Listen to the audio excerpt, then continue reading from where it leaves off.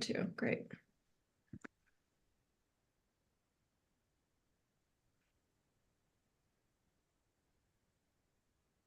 Hi, good morning, all. Welcome to the Housing Needs and Production Technical Advisory Committee for Oregon ONA. I'm Deb Myhoff, the facilitator of this TAC. Just a reminder that this is meeting 3. Meeting 1 was our big orientation we did in December. Meeting 2 was last week. This is meeting 3.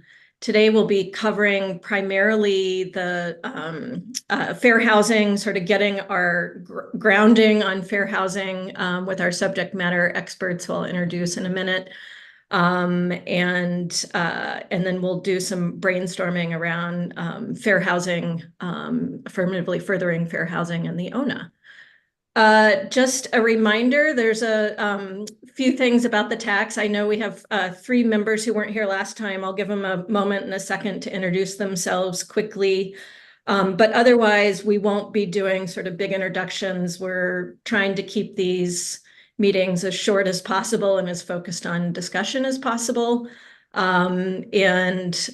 With some luck, some informality, or at least some ability to feel a little more ourselves and dig into conversations and issues more deeply.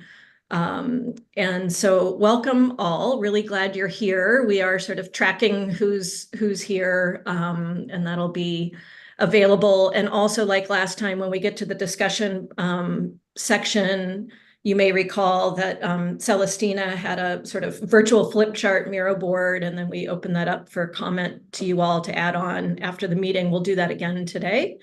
And we can do a little check-in also about how well that's working for you all.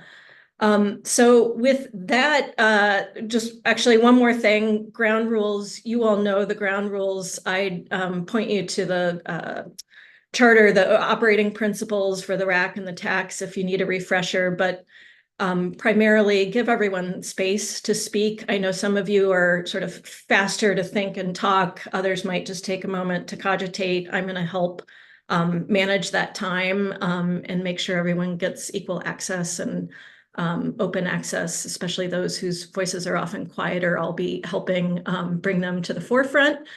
So I'm here for that. The chat is off unless you have a technical need or need to communicate with Ingrid or one of the DLCD staff. You can put that in the chat and we will chat out to you. And we can give you the link to the, I'll put it in right now. In the chat is the link to the agenda packet in case you don't have that handy at the moment. And with that, I'm going to just let our 3 TAC members who weren't here last time quickly introduce themselves. Please give us your name, organization, other elements of ONA that you're involved in, or other rulemaking that's relevant to this. So I'm going to start with you, Ariel. Good morning. Good morning. Hi, everyone. I'm Ariel Nelson. I'm with the League of Oregon Cities. I use she, her pronouns. If you're not familiar with the League or the LOC, we represent all 241 incorporated cities in the state. I'm a member, I think, of every TAC and RAC for the ONA process, as well as participating or tracking in at least 2 other rulemaking processes happening at DLCD. So pretty deeply involved in the work and looking forward to meeting and working with those of you I haven't met yet. Thank you so much, Ariel. And Tara? Yes, good morning, everybody. I am the Comprehensive Planning Manager for the City of Gresham. I apologize for not being here last time. I appreciated having that recording to watch to catch me up. I was the project manager for the city's housing production strategy, which was adopted last year. And I'm also on the rulemaking advisory committee for the ONA.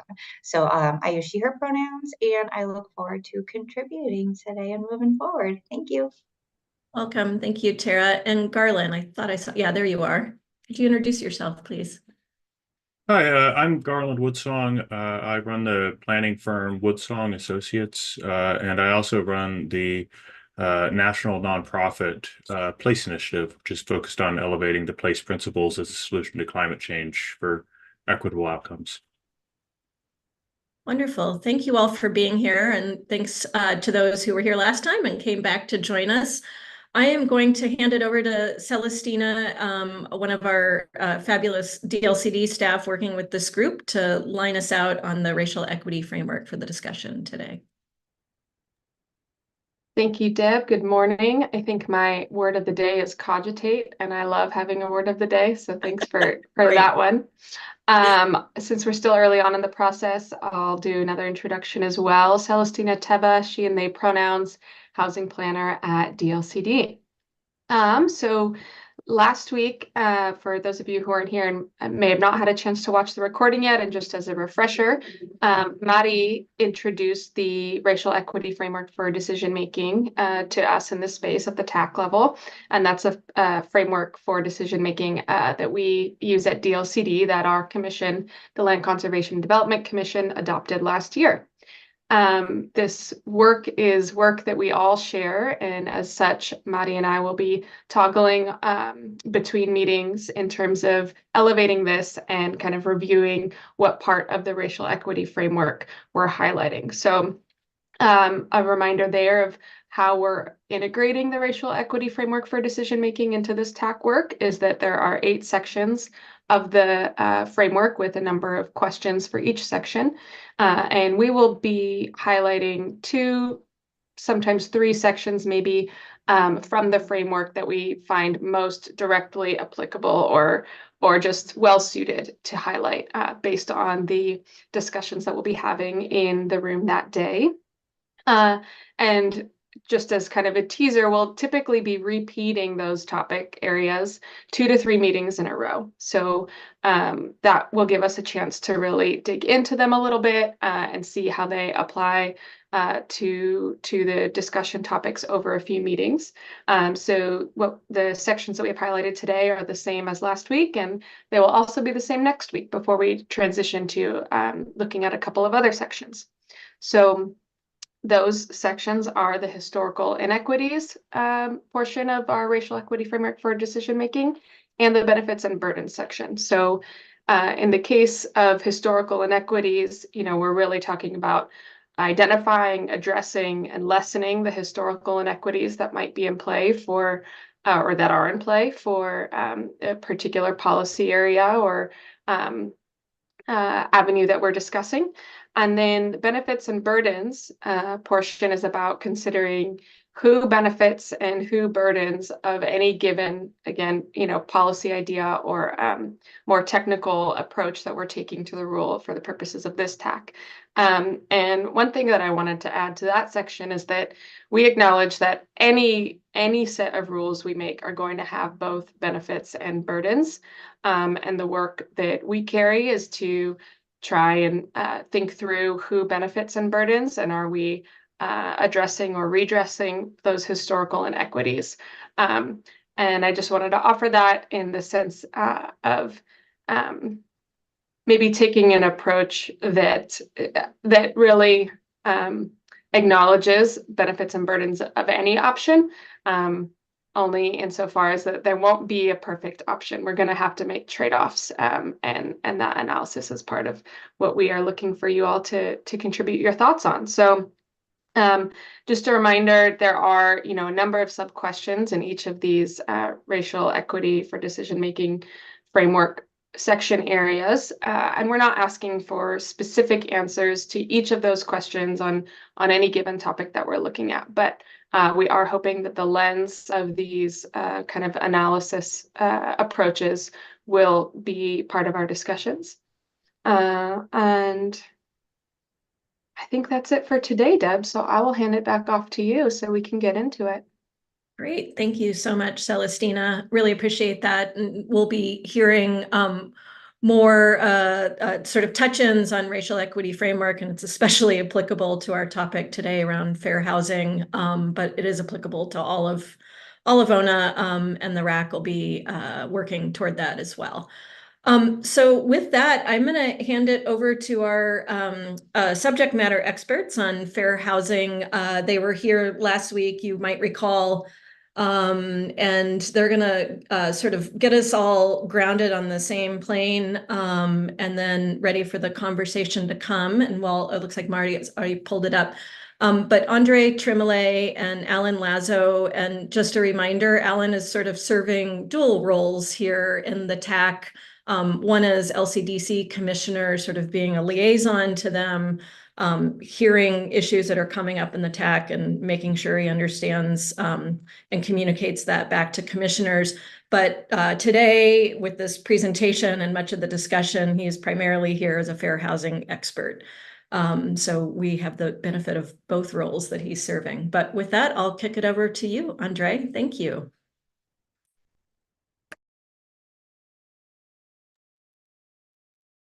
Thanks, Deb. Is Andre? Andre, you're on mute. Yeah.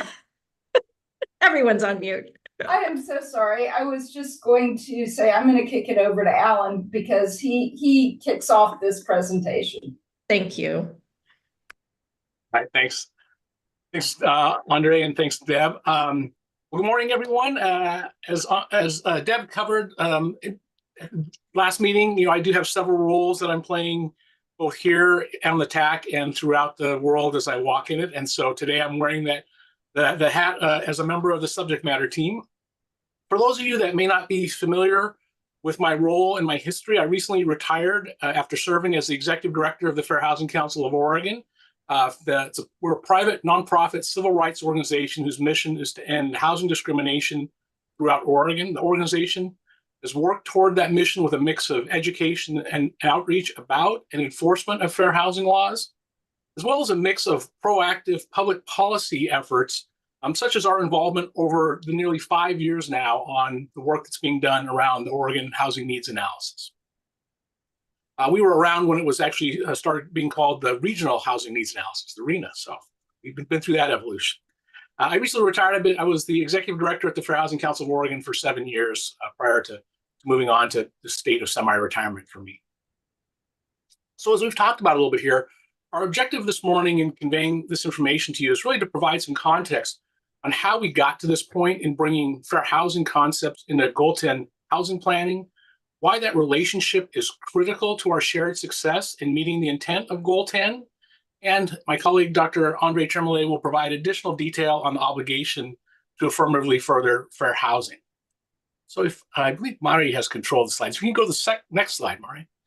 So if you've heard me talk in the past about the evolution of this relationship between the section of the Federal Fair Housing Act known as Affirmatively Furthering Fair Housing and Oregon's statewide land use planning Goal 10 housing, you may have heard me talk about it as this evolving or budding relationship or even marriage, one that has taken 50 years for us to build. Affirmatively Furthering Fair Housing, or AFFH, as we like to call it, and is much easier to say, frankly, was part of the original 1968 Federal Fair Housing Act.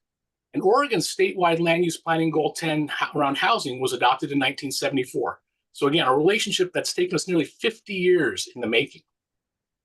And the roots of that analogy about this marriage or relationship, for me, really comes from this sense, as I delved into this work, that these two concepts that really should be wed together seem to be so divorced, particularly in the operationalization of Goal 10 over the last nearly 50 years here in the state of Oregon.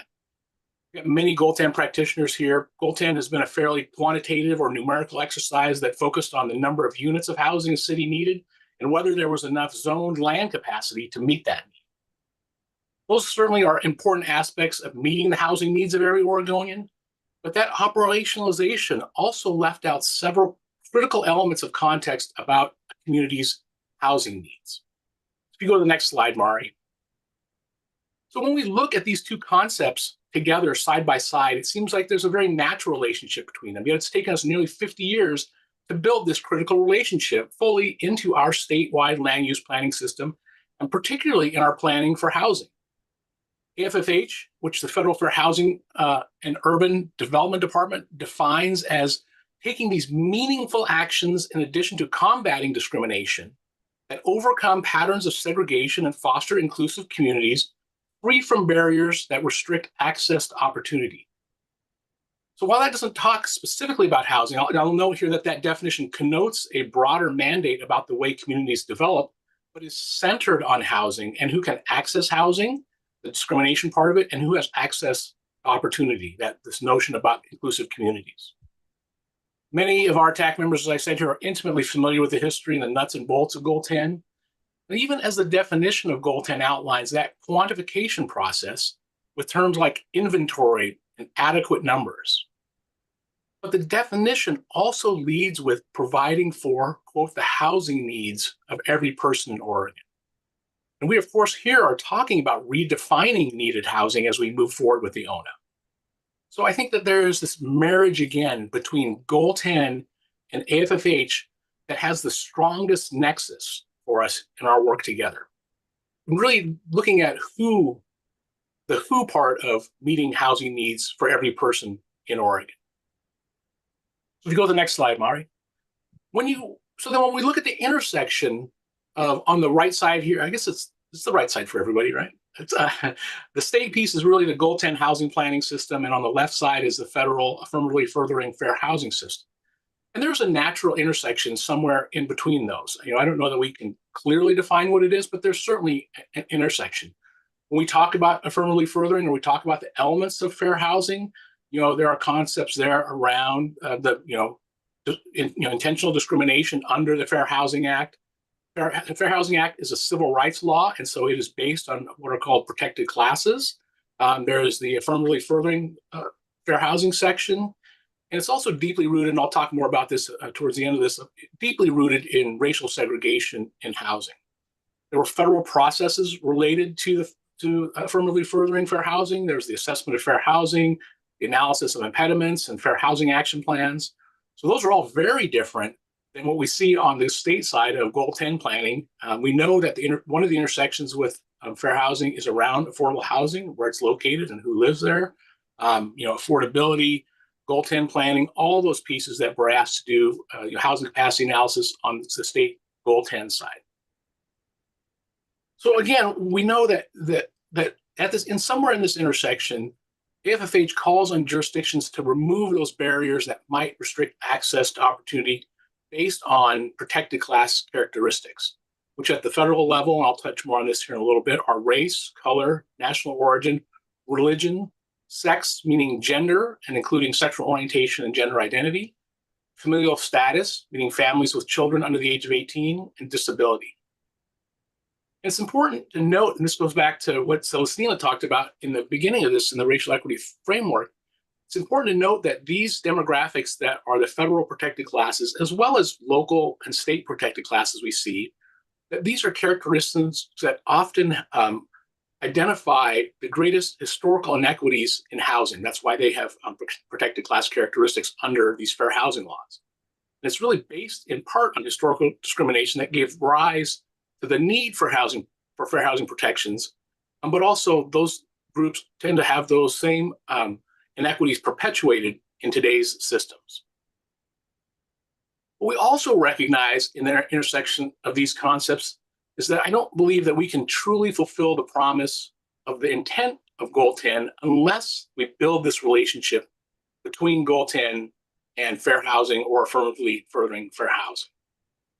So I believe the hope for our work together in focusing on the intersection, it might have been something I said that made the recording stop. The hope for our work together at the intersection of the need and protection, of the need and production, particularly through a fair housing lens, is really better attaining fair and equitable housing outcomes in our communities throughout these processes. So if you go to the next slide, Mari, it will illustrate that when we do bring these two elements together, as we've seen in the ONA process, the hope is for fair and equitable housing outcomes. If you go to the next slide, Mari, and since I do talk about this as a marriage, it might be more appropriate for us to visualize it, our work in the intersection in this way. So it might be a stretch to call this relationship a marriage, but I think for those of us in the fair housing movement and those of us that are among the wonky housing policy folks, these two elements finally coming together after nearly 50 years is a welcome and much needed relationship that will lead to those fair and equitable housing outcomes that the ONA calls for in all our communities throughout the state of Oregon. The next slide, Mari. So as I noted a moment ago in discussing the protected classes aspect of fair housing work, race and racial equity play a particularly critical role in the fair housing movement. The fair housing movement is deeply rooted in the efforts of Dr. Martin Luther King Jr. to end racial segregation. In the wake of his horrific assassination, Congress finally enacted the Civil Rights Act of 1968, including Chapter 8, the Federal Fair Housing Act, to address discrimination in all housing transactions. As we do our work together here, this provides us an important link to that racial equity framework that was introduced last meeting and that we touched on earlier in this meeting. I believe the fair housing lens is a critical opportunity for us to make that connection to racial equity, such as ensuring that we are broadly considering, as Celestina pointed out, the benefits and burdens on members of protected classes that are most likely to experience discrimination. Next slide, Marty. So again, under fair housing law, it prohibits discrimination in the full spectrum of transactions in housing, from sale to rental to financing and all other real estate transaction based on an individual's membership in these protected classes. These are the 7 federal protected classes. We want to give some examples here so folks could capture what those protected classes meant. So for example, race might be somebody who identifies as Black or African American. Color is really about perception. Somebody who's perceived to have a darker skin color is covered under color. Religion is this example would be somebody who practices Islamic religion. And then other examples there for the 7 protected classes. And again, from history and experience, we know that some members of these protected class groups are more likely to experience discrimination than others. We know, for instance, that people with disabilities are typically more likely to experience discrimination in housing transactions than people without a disability. In most places in the US also, people with a darker skin color are typically more likely to experience discrimination than people with a lighter skin color. And that's important because in civil rights law, most of the protected classes are what we call two-sided protected classes. And that means that, for instance, under the protected class of race, it is just as illegal to discriminate against somebody who is white as it is to discriminate against somebody who's Black. And so it's an important concept to remember because there's an accountability piece of that if when we get more into the details of affirmatively furthering or fair housing become important. So under the fair housing laws, discrimination can be direct and overt. Somebody that's saying, I'm not going to rent you because you are Mexican and I don't like Mexicans.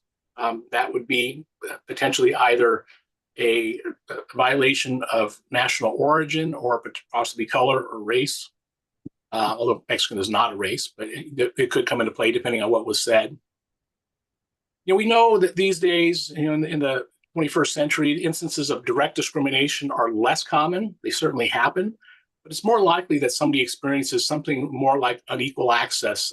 For example, the landlord telling a Black family that there isn't an apartment available, but then telling a white family that there is an apartment available, or charging higher rent for somebody to try to dissuade them from renting somewhere in particular. The third type of discrimination that's particularly important when it comes to land use and jurisdictional work is around disparate impact.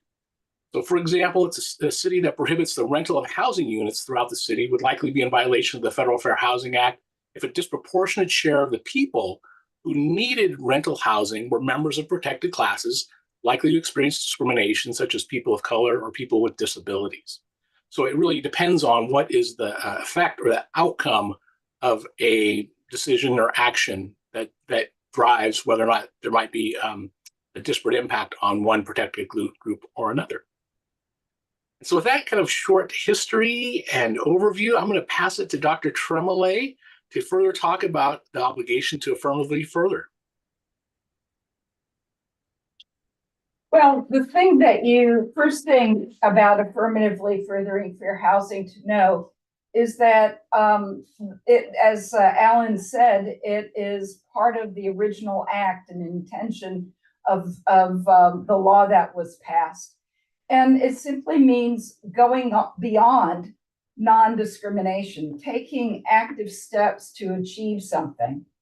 And there are 4 main categories that HUD has delineated for those kinds of actions or the kind of impacts that they want those actions to take. The first is to address significant disparities in housing needs. So, for example, people with disabilities might have a more difficult time finding a suitable rental apartment than people without disabilities who are seeking an apartment. The second main area is addressing significant disparities in access to opportunity.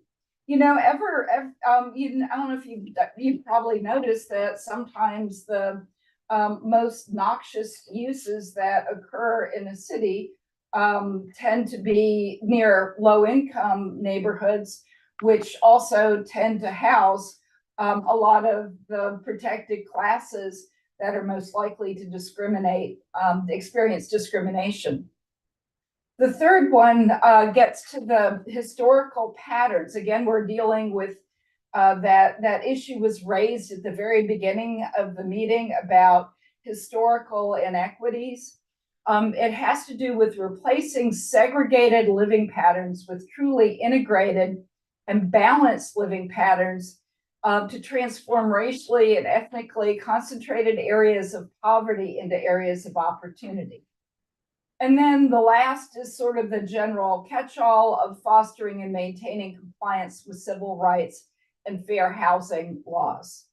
So those are the four main elements that to look at. And I want to mention that this is taken out of state law, and you will find very similar provisions in being considered as part of federal law. Next slide. So the question is, who must affirmatively further fair housing? And historically, the obligation under federal guidelines, basically you follow the money. If you got money from HUD, if your jurisdiction got money from HUD, from one of, I think it's 5 programs like Community Development Block Grant Funds, Home Program, and several others, you were required to affirmatively further fair housing. And the way that you do that is you prepare, and it's currently called an analysis of impediments to fair housing choice, or AI, which goes into a great amount of analysis about housing needs and disparities. And then at the end, proposes an action plan after going through a prioritization process, has an action plan for what to do about it. Now, those of you, I know back in the dark ages when I worked for the city of Gresham and helped manage community development block grant funds in the 1990s, there really wasn't a strong relationship between thinking about what planning and land use could do to help achieve those objectives. The same was true initially when I worked for Washington County. There was that I experienced that historical division that Alan spoke about in terms of there were people on one side who dealt with the federal money and the federal planning, and there were people on a different place that dealt with land use and so forth. And while they all might be friendly together, they didn't necessarily, there was no mandate to collaborate around developing a fair housing plan. So actions were missing that had to do with land use. This is a list of, and the handouts that you received had all the names, but there are 10 cities that must affirmatively further fair housing and prepare these plans and take actions. And then there are 4 counties, and then also the state of Oregon has to do that as well. And they cover the balance of the state. Now, they contract with some local jurisdictions that receive community development block grant funds from the state.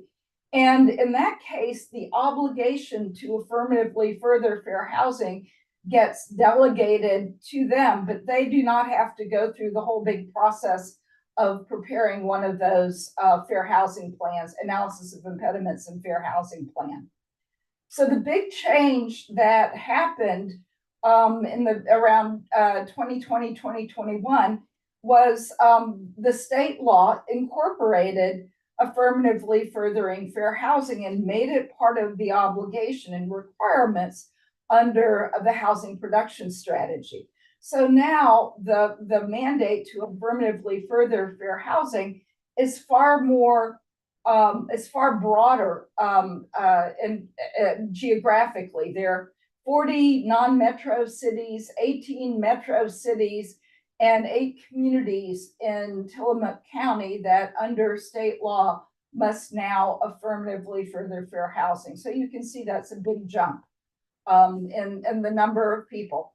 And so one thing, I just, before we leave this slide, I want to just mention one of the things that's really important is that people who have been thinking, the CDBG and home people who've been managing these federal funds for years, and planners need to talk because in some ways the plans that have been done for so many years weren't complete because they didn't have a land use element. And so here's an opportunity to get everyone talking together. Okay, next slide. Well, so how do we get there? How do we achieve these fair and equitable outcomes? What might that look like? What are the steps? Well, that's exactly what you guys are going to start talking about today. And with that, I'll end my presentation and turn it over to our facilitator, Deb. Thank you, Andre. I really appreciate it. And Alan. So we have a list of questions in the agenda. I want to warn you that we are going to reorder the discussion today and start at the bottom and work our way up. And I think we'll probably just cover question 4 and question 3. But before we get there, I want to make sure that we answer any questions you have for Andre or Alan about the presentation on fair housing and AFFH. Any clarifications needed? Okay, I'm seeing thumbs up. Thank you for the feedback. Appreciate that. And if you haven't had a chance, hopefully you have, but if you haven't had a chance yet to read the report that was attached that Andre and Alan helped craft for DLCD, I highly recommend that as well. And we can use that as we move along as reference piece. And I also believe, Madi, I'm going to look to you for guidance on this. I think the slides will probably be made available in the next sort of round of materials that you send out. Cool, thank you. So look for those as well for future reference. So I'm going to move us on to discussion, and I'd like to leave a little more time than last time for some wrap up at the end.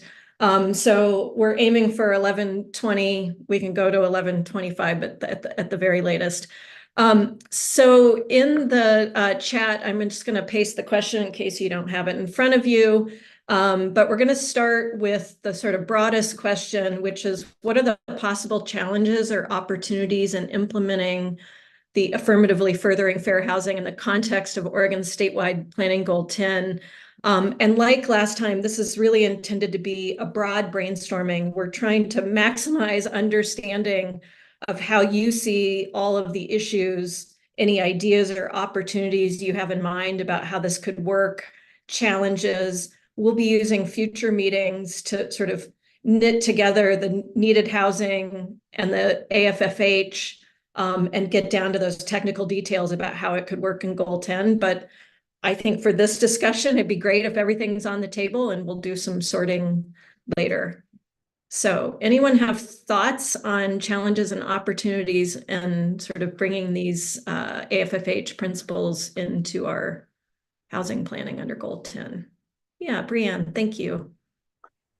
Yeah, this is interesting because we're updating our AI right now in the city. And I guess just a thought that's maybe a challenge and an opportunity is that obviously some jurisdictions don't have an AI requirement, some do. And so how do we kind of leverage the work that's been done on our AI so that we're not duplicating that work in a housing production strategy?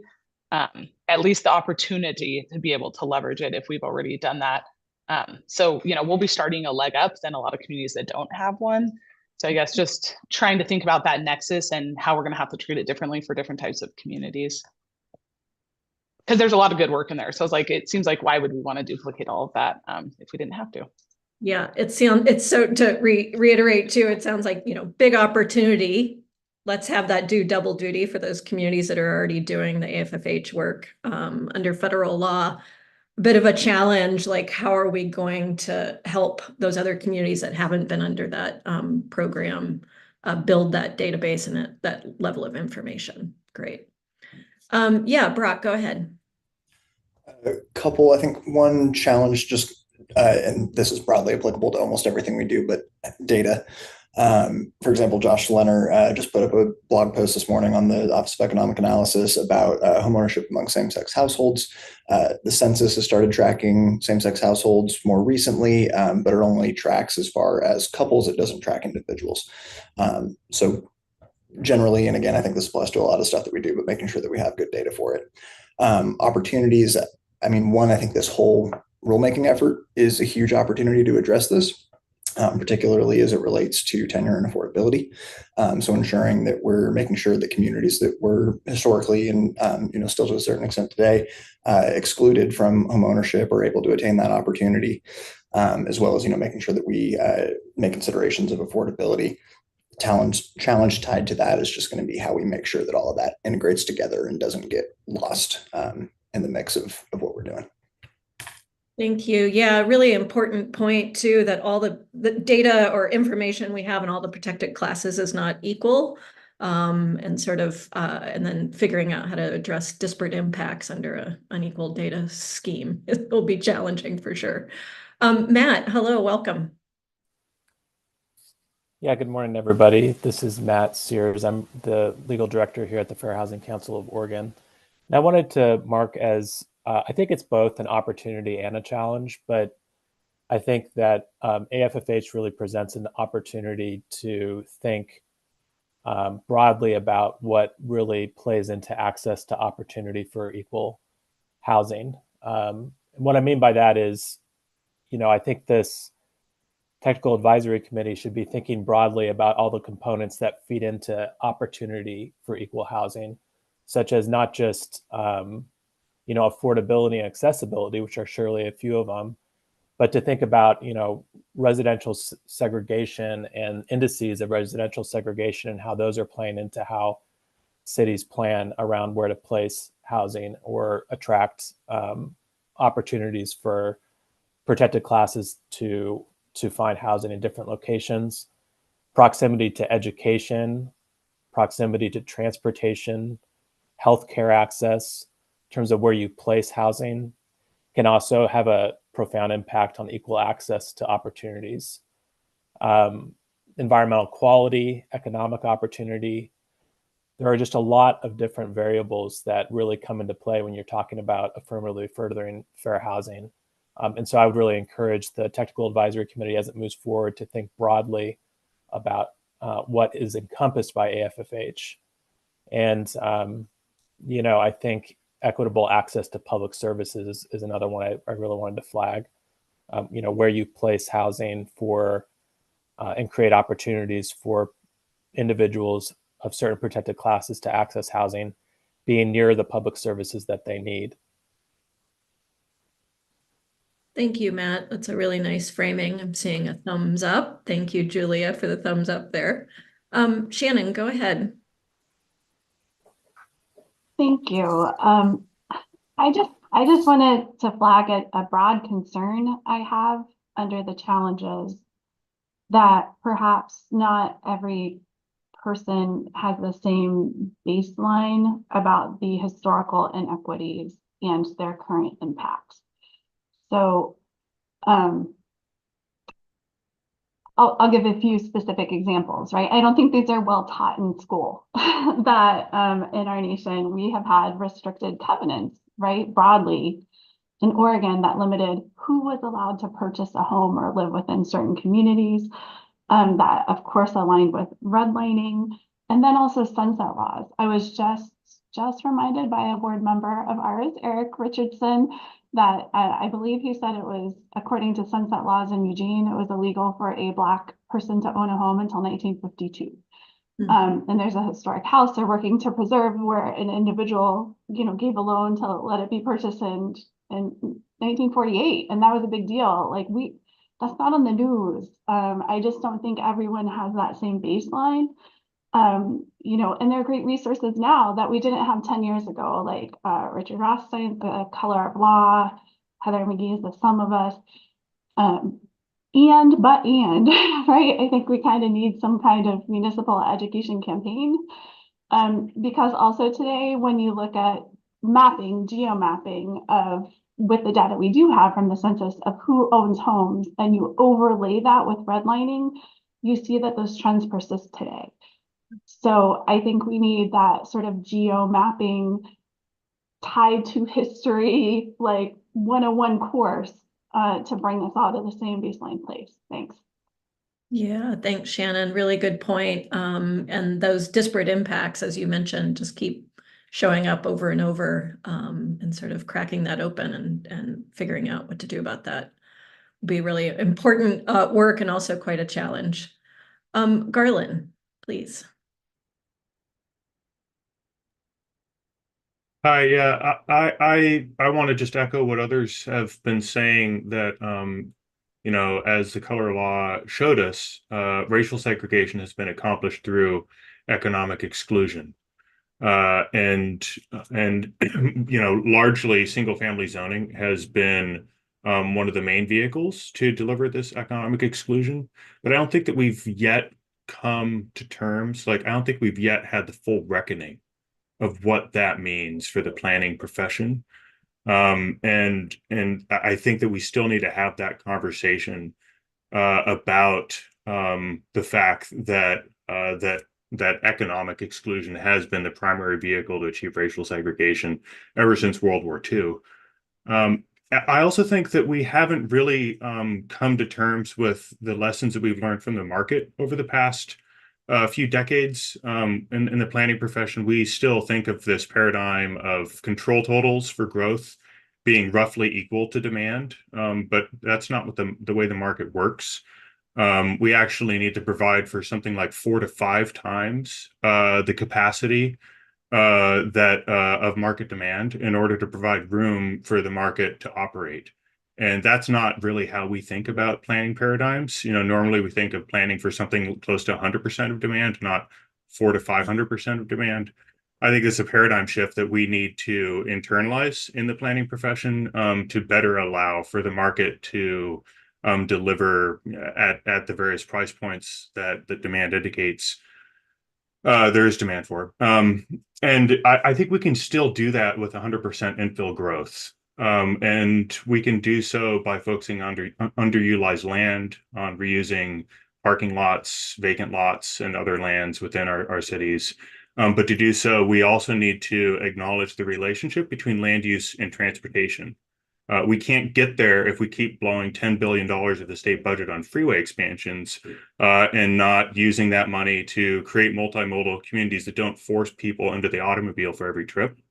So there's an intricate relationship between parking demand, parking supply, and the infrastructure and the values that we project to the use of our state budget resources.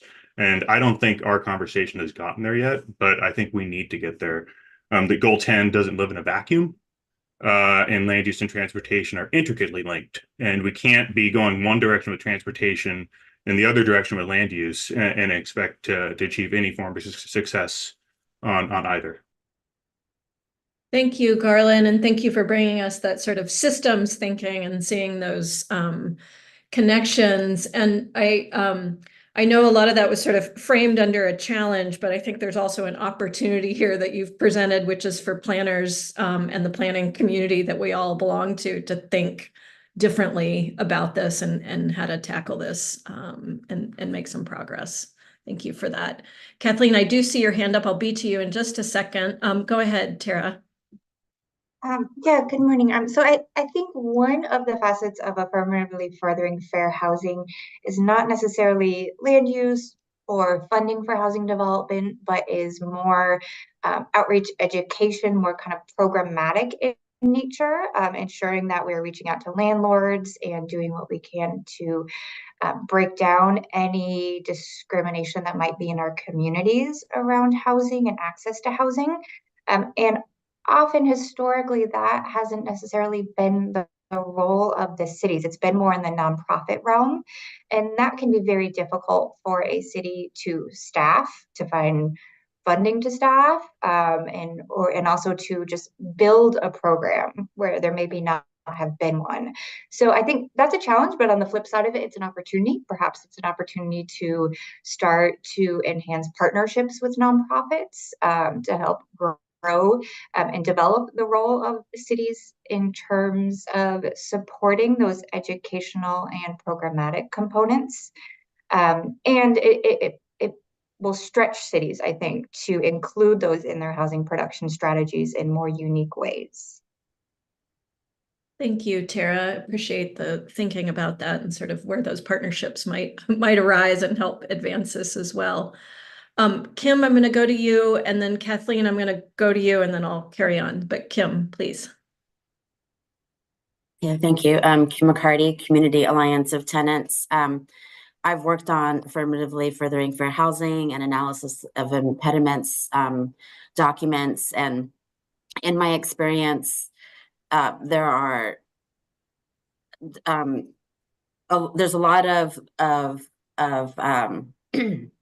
barriers for various departments to understand their obligations. So even though many of us here in the room sort of understand the history and why there was a need for the federal government to require the affirmatively furthering fair housing, I think we need to acknowledge that there's tremendous resistance, and especially within the last 4 years, there's been a lot, or last 8 years, been a lot of backlash to the point where, as an example, we almost lost a lot of the information that was gathered from the national census. And a lot of that information is instrumental in making these changes and making these points about where segregation, racial segregation is happening in our communities. So that's one of the challenges I wanted to acknowledge. And then the opportunity is, as an example, if you look at Goal 10, as it's presented on the State of Oregon website, it really tries to not mention anything about racial segregation and the impacts of zoning. And so there's a real opportunity for us to make that clear to everyone that that relationship exists, that marriage, as Alan pointed out. And that will be really helpful to everyone, knowing that there is that obligation, and you don't have to be a housing provider to be to have that obligation imposed. You could be a transportation planner, or you could be working on waste management. It's really on all of us to make sure that our communities are accessible and equitable in every element, and that accommodations are equitable for everyone. So thank you. Thank you, Kim. Really appreciate you bringing that real world knowledge to the table, and building on the comments we've heard about those historical inequities being perpetuated. Really appreciate that. Jessica, go ahead. Oh, I'm sorry, Kathleen. Thank you. That's what I said. Thank you. I think one of the pieces that we don't talk enough about is people's attitudes.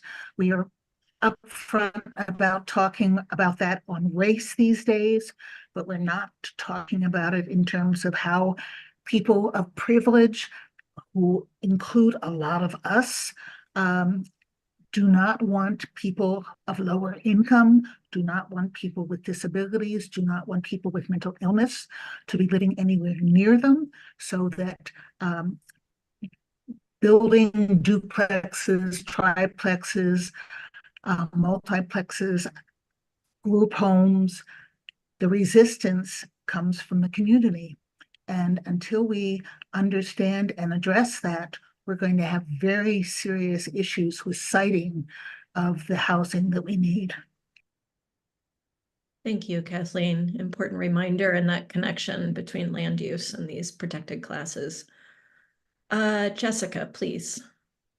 Hey, thank you. So from the developer perspective, one of the things I see as a challenge is the availability of land in areas that are more expensive. So the land we have available to us that could meet our expense threshold or our could make funding work sometimes isn't in the most desirable neighborhood. And so when we're thinking about deconcentration of poverty, we try to target specific areas that are lacking housing. And I think we talked about this maybe in the last meeting about maybe one of the benefits being like a database of targeted desirable locations. So for example, in Salem, we have West Salem is very lacking of affordable housing, but kind of to Kathleen's point, there's a lot of NIMBYism in West Salem. The land is very expensive. And so we can't often make it work cost-wise, get enough funding to cover the cost of the more expensive land. So we end up building in areas that are a little bit more concentrated with affordable housing because that's all we can make happen. So I was thinking about an opportunity since that side of the board is pretty bare, and that could be those really understanding through our housing needs analysis the amount of affordable housing or housing opportunities in certain areas of town. So there could be some specific targeting to some of those better neighborhoods with better schools and all of that. And then maybe at some point there'll be a recognition that there's a lot of stuff there, but we can't make it's not financially feasible for us as developers. And then next step becoming that funding stream that can help offset that gap between the less expensive land and the more expensive land to help us in our targeting of that specific neighborhoods and the deconcentration of poverty. Thank you. Seeing lots of positive feedback on that. And so really good opportunity, as you mentioned, to sort of try to figure out how to make those areas with a lot of public services and access to opportunity available to everyone. Daisy, welcome. I should have mentioned at the beginning that you were sitting in today for Ted Reed at Metro, and I know you've been involved in other parts of ONA, but welcome and please go ahead.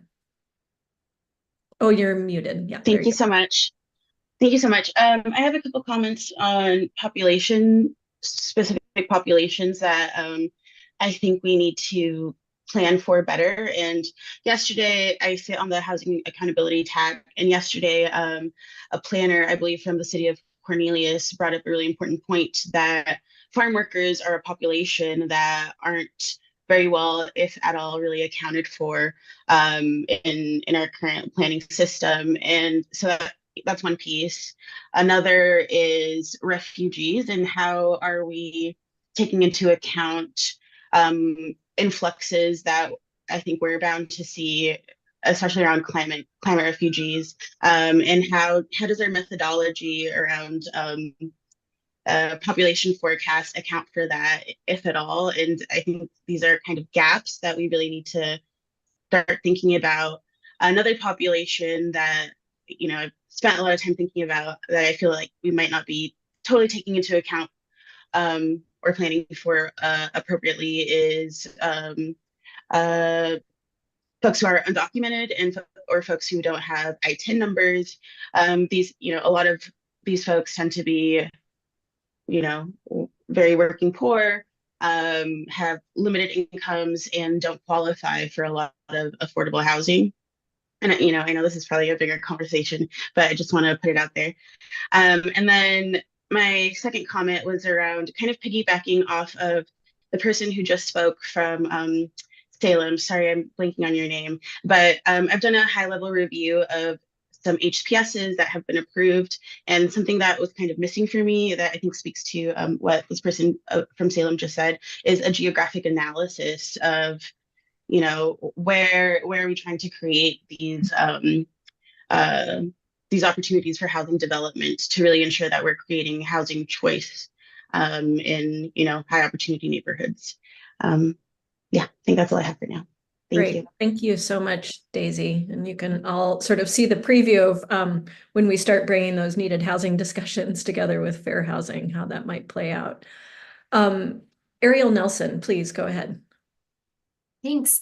Couple thoughts based on all the really great ideas that folks are sharing. So what Daisy was just speaking to and what Tara Jess from Salem was saying about I want to just agree with the need for geographic analysis. I was thinking, and Tara had mentioned this earlier from Gresham, that there's going to be a lot of cities who have not done this work, to Andre's point about the CDBG communities and others.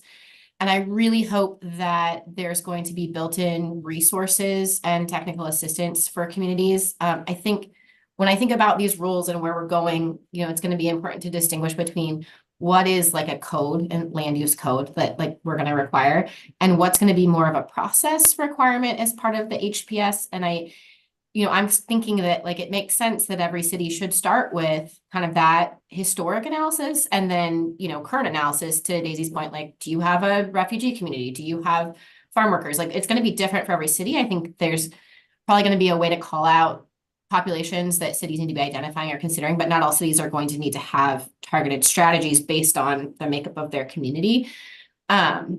So it would be really great to have a built-in process with resources for cities to not only educate themselves as the practitioners, but for that community conversation and dialogue, because the community will need to have an understanding of who has housing needs, what has historically not been provided, what the future needs are, and who in their community are reflected.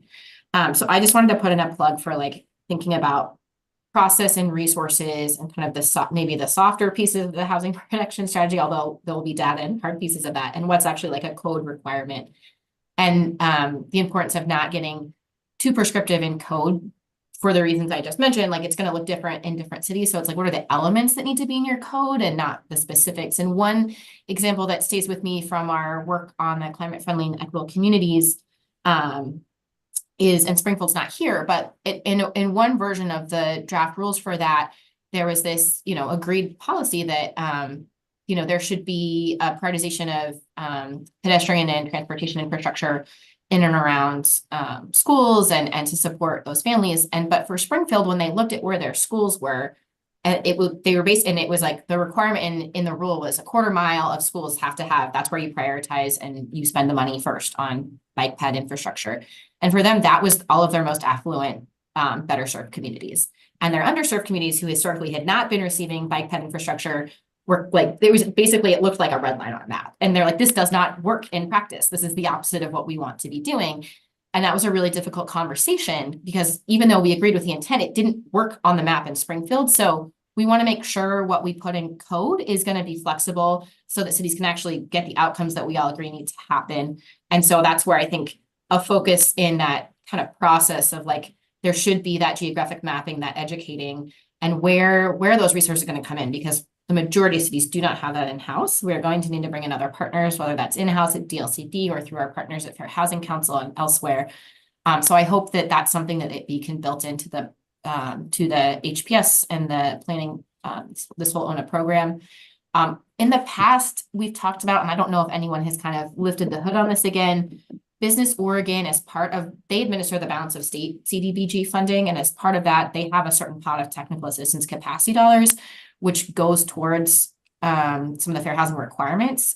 Cities that access the balance of state have to do a certain amount of fair housing requirements as part of accessing grants when they're doing stuff.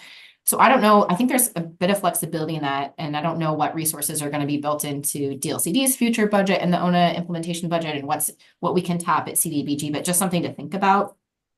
And then finally, I'm just reacting to my— No, please go. I think back to Justin and Daisy's point about, scarcity of land, and where if we're overcoming, historic disparities, and we want to make sure we're building more affordable housing in the more expensive areas, I really think that's where we're going to need to see a connection to the OHCS funding process. There's general high opportunity area prioritization and criteria built into kind of the federal QAP, Qualified Allocation Plan standards, and how OHCS administers their funds. So it's kind of generally there, but I would like to think that there would be a direct correlation and connection to a city's HPS, such that when a developer comes in for funding and it's a piece of land where it's expensive and it means the cost per unit is going up and it's going to be harder to fund, that if it's a identified part of a city's housing production strategy and part of their affirmatively furthering fair housing, that's got to be locked in way so that these kinds of developments can be prioritized, so cities can actually have a chance at bringing these resources to their community to actually achieve the goals we're working on. So I know HCS is going through, I call it their existential renovation of their affordable rental housing resources right now. And there's a lot in the works, and this is probably will be in like the next year or two, but I think that's a really important piece that needs to happen if we're going to see communities achieve goals through ONA. Thank you so much, Ariel. Really appreciate it. And just want to acknowledge, for those who may not have noticed, we do have some of our friends from OHCS here listening in. So nice to continue talking about how to bring or sort of align our resources and capacities with cities' needs. And just want to acknowledge too your comment about, the local context. It sounds like, pushing cities to investigate their local context fully around fair housing, but also rules that allow each city some flexibility to address their unique needs. Alan Delatorre, please. Thank you. So I want to start by just talking about the opportunity, the broader opportunity, which is thinking about integrating housing for older adults, people with disabilities, and families that have caregiving needs or are really interested in intergenerational living. And I think it's important to note that not all older adults want to live in intergenerational settings. So to naturally say, let's put everybody together because they're going to be better for it, that's just not the case. So thinking intentionally about how to kind of combine these communities in a way, I like to use the term interdependency if possible. So moving on from that opportunity to thinking about the challenges. So older adults are not a protected class and are not part of this affirmatively furthering fair housing, but they are part of our HNA HPS priorities. And so how do we kind of move that forward at a time where it's not a federally protected class, especially for those who might not fall under the 55 plus kind of LIHTC funding type that's happening with nonprofit housing providers, or the 62 plus that's coming from federal housing, such as older adults who are experiencing homelessness and have geriatric syndromes who might be 45 or 50, who have advanced aging and or disabilities. What are we doing to address those needs, even though they might not fall under the buckets or into the buckets that we currently are aligning? And I think the last piece here is when we think about familial status as it pertains to fair housing, is it only when you have a child that you're caring for? Does it count when you're caring for an adult with a disability? How about older adults in general who are frail but don't have a disability? Where does family status or familial status kind of come in when we think about some of these more dependent or interdependent kind of communities and kind of populations? So just thinking a little bit about how we bring in older adults in those intersections in the work.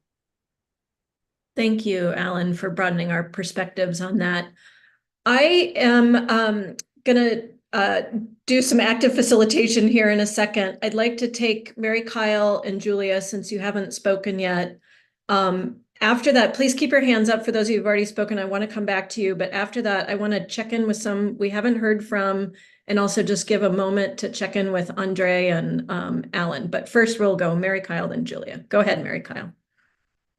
Thank you. I wanted to go back to the conversation that Jessica started and Ariel continued about identifying those areas of opportunity that tend to be higher cost also, and how it is we can get more diverse and more affordable housing opportunities in them and meet fair housing, affirmatively furthering fair housing goals. And I think it would be useful if the staff curated a group of tools from the housing production strategies as well as from other agencies that can be used in that context, because the only thing I think I heard mentioned as a possibility was funding, and that's critically important, but there are other tools. So for example, the Governor's Housing Production Advisory Council has several recommendations regarding surplus public lands. If those are located in one of these areas of opportunity, that should be a focus for affirmatively furthering fair housing. We have a lot of lands, and I'm sure they're in these areas of opportunity too, that are underutilized and they're currently in parking lots and, semi-developed or vacant commercial areas and strip malls. There's a lot of tools that can be used to put those more readily available for diverse housing. And so I think it's a matter of identifying these tools that are not just money. Money is important, but that also are more proactive in what a city can do and broader community. So again, like surplus land, targeting how SDC waivers or reductions are used, how investment in infrastructure money is used, that was touched on, making it easier to convert these other lands to housing. And I'm sure there are others that others can think of. I see Shannon nodding her head, so she might have some other ideas. But in any event, I think it'd be useful to have a kind of a curated list of tools for those areas of opportunity.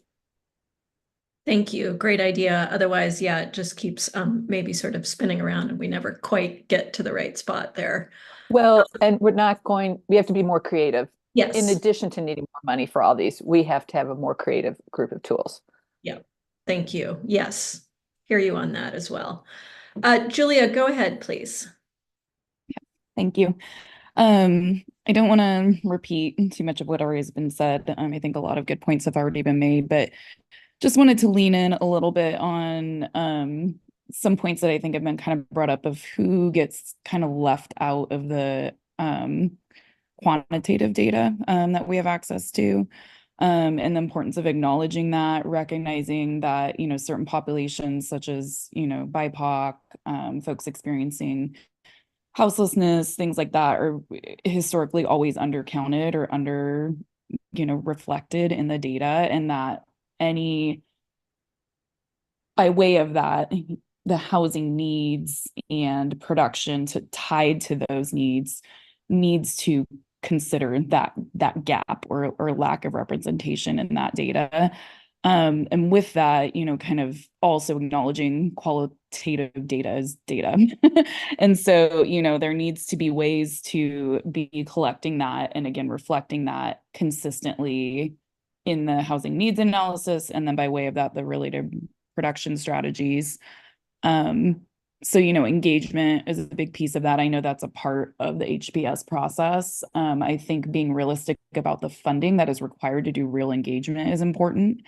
That it can't just be a small percentage of the budget for the HPSs and consultants. Doing kind of halfway there engagement can be more harmful than helpful. And recognizing, trauma-informed processes for engagement, not asking the same burdened communities over and over and over to participate in processes, basically telling them, unless you participate in my process, you don't get represented, and thereby you do not get housing, needs to be really considered in these processes. So, and just wanted to kind of, with that, I guess, plus one Ariel's idea of, kind of having cities do that historical analysis. And I don't want to say do it once because, I think that you can continue to evolve in that, but I think that's a good example of you don't need to do that same analysis every single time, because again, that can end up being kind of harmful and traumatic to those communities. So do it well, have it as a baseline, and then keep that as a reference point. Thank you so much, Julia, for offering insights and things for us to be more aware of and cautious of. So before I move on to those of you who still have your hands up, thank you for keeping them up. I just want to check in with Nathan and Rachel and just offer you a little room in case you feel like it's been hard to cut in. If you have anything more to add, I don't want to put you on the spot if you feel good about where you are, but I'll just take a second and see if you have anything more you'd like to add about challenges or opportunities with affirmatively furthering fair housing. This is Rachel. I've just been soaking everything in today, and I'm really glad to hear about everyone's opinion. I'm learning a lot this week, so I don't have anything to add. Thank you so much. Nathan, anything more?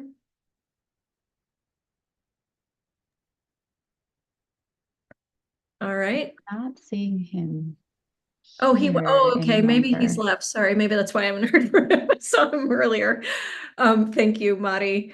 And then we don't have to belabor it, but I thought I'd just give a second for Andre or Alan, if you haven't heard of something you sort of are surprised you haven't heard of yet that you want to bring up or have any observations, and then we'll carry on. Go ahead, Andre.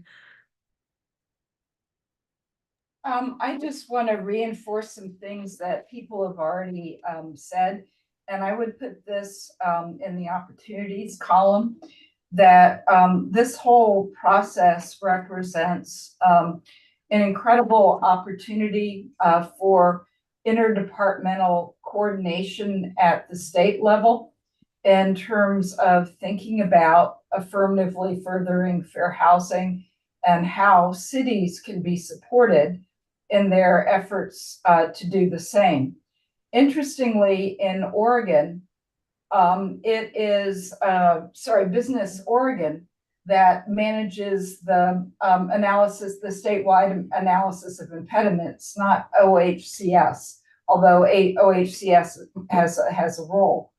And I wanted to do a shout out to the current analysis of impediments, that there is a ton of quantitative data and some qualitative data at a fairly granular level for the balance of state. And so those who are looking for information, those cities that haven't done their own analysis of impediments, there's a really important resource to take a look at there.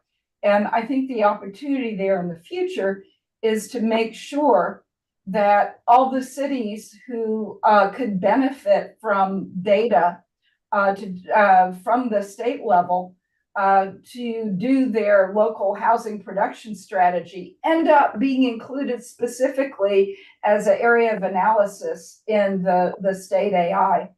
I also just really want to say yes to using CDBG money for technical assistance funding. That sounds like a great idea if there's enough money there. And again, that is managed by Business Oregon. It's not OHCS that manages that money. And yes, to the idea of more money to place housing in more expensive, more highly resourced areas of opportunity to make up that gap. And so yes to the opportunity of making sure that OHCS policies, Oregon Housing Community Services policies, support that and recognize what's going on at the local level. So those are my points.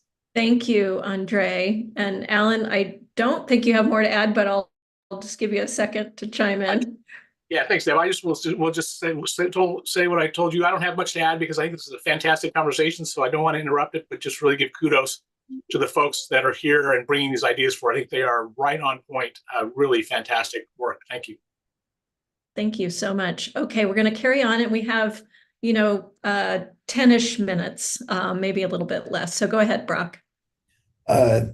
The kind of item that we all have on the top of our mind, but forgot to mention, renewal projects and making sure that we don't displace existing communities. Yes, thank you. Bringing us back to the benefits and burdens discussion as well. Brianne. Just one of the challenges, I guess, as listening to this conversation and looking at our recent AI is kind of this importance of these high opportunity areas and kind of a focus of providing housing in those locations.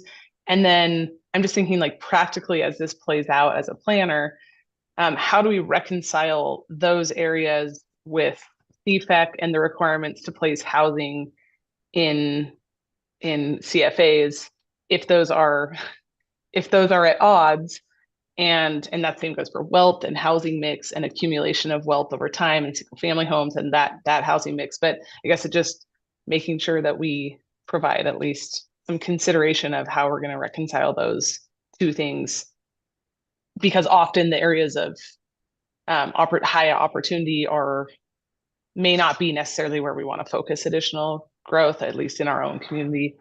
Thinking about those versus where CFAs are, just something to think about. Yeah, it cuts both ways, it sounds like. And, Jessica was having an opposite inverse experience as well. So really thinking about those crossovers of other policies and how AFFH can keep moving forward in a community. Thank you. Shannon, please. Okay, I'm gonna try to be quick. With 3 ideas, and I can follow up afterwards. But the first, I just want to mention again, inclusionary zoning and the powerful nature of effective inclusionary housing incentives.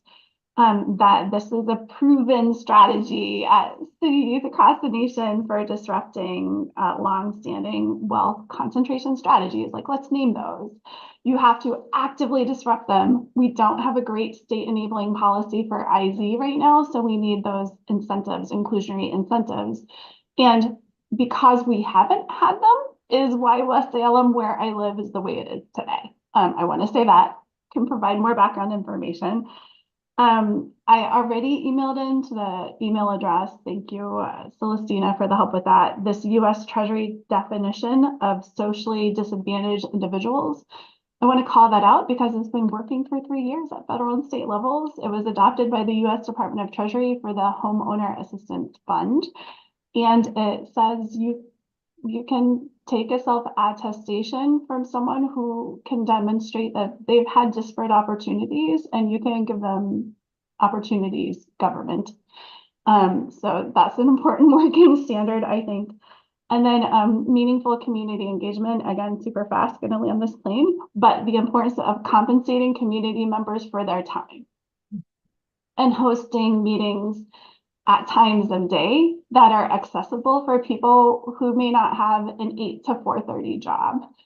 Times of day, times of the week, even days of the week. And where are those meetings held? Do they feel culturally safe? And what are the modes of invitation? That it actually, like, that's a whole skill set, right? But, and compensation, like, that you're valuing people's time for that input. Thanks. Yeah, thank you for the great tools to put on the table there, Shannon. Appreciate that. Garland, please go ahead. Yeah, I think we need to think of affordability as not solely rentals. So fair housing means equal access to home ownership opportunities, especially for lower income households. So we need to elevate housing co-ops, both conversions of existing apartments to prevent displacement and new construction, and other solutions that can increase access to home ownership. We need to engage in land banking and to provide funding for these projects in our higher opportunity areas. It's not enough to just hope the housing authority will find the funding to do it. And we need to engage in placemaking and other interventions such as suburban retrofits to increase opportunities in areas that are currently developed but considered lower opportunity. Also, I want to mention that Place Initiative is working to build partnerships to advance the development and deployment of an open source geospatial planning tool that could help local jurisdictions to analyze their existing opportunities and impediments as a part of a housing opportunity analysis. And we'd be happy to discuss a potential partnership with the state of Oregon around this. And also, I should disclose, I am the chair of the Oregon Cooperative Housing Network. Great. Thank you, Garland, for bringing some additional ideas and opportunities to the table. Ariel Nelson, please. Thanks. I love all those ideas and what Shannon was sharing. I just want to put a finer point on a couple of things and what folks have raised.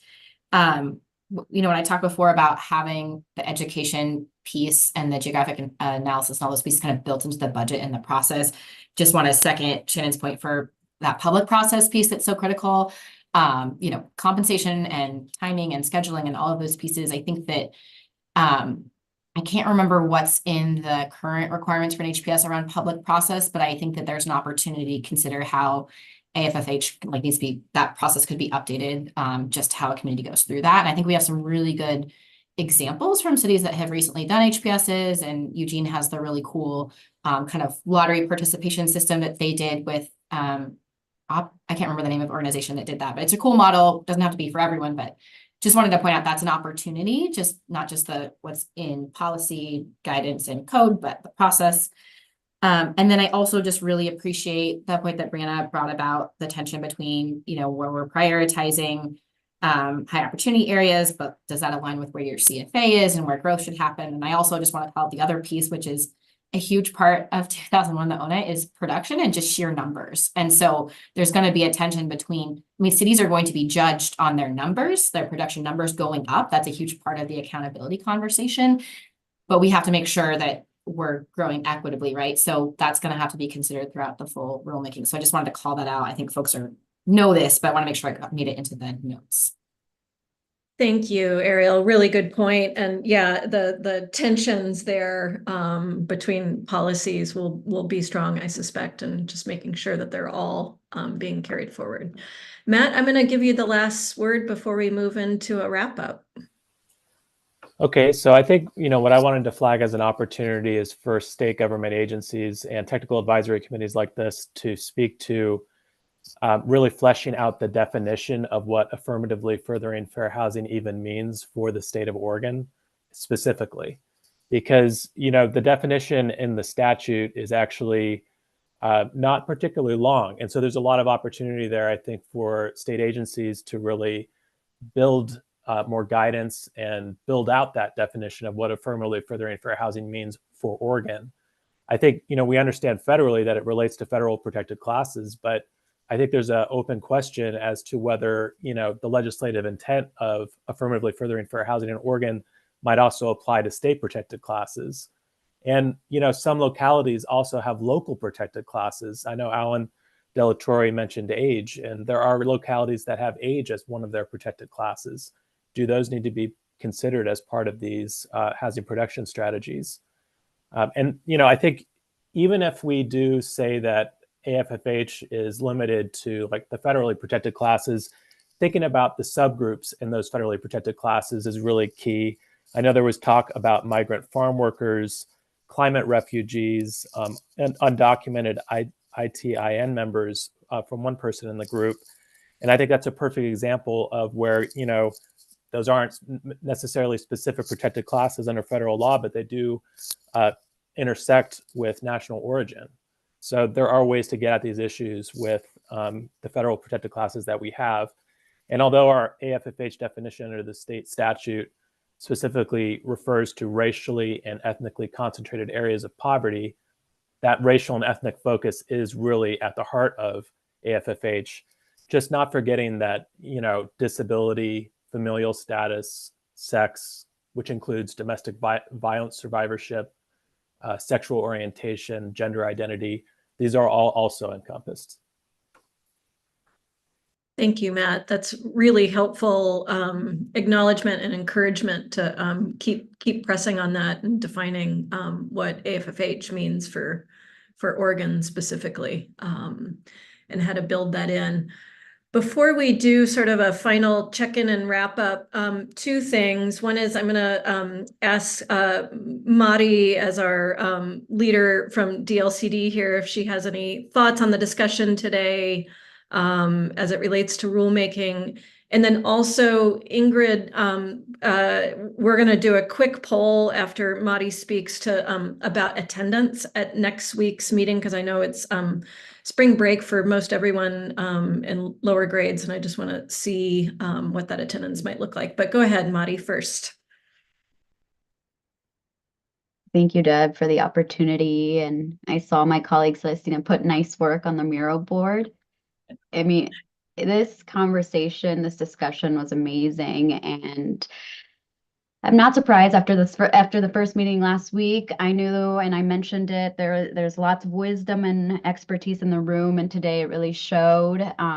There's so much work that is happening on the ground. There's so much learnings, federal, state, locally, that definitely will bring this marriage, as Alan kind of noted earlier, into goal 10 planning. And I'm excited. I can already see a lot of the feedback that we received. I can already see areas that can help inform that integration with AFFH and goal 10. So just thank you. Appreciative for all your feedback. And I'm excited to carry this forward with you all. So thank you. Thanks, Madi. And Ingrid, if you would mind, please, running the poll, great, thank you. And if you could all just participate, and then I'll keep talking.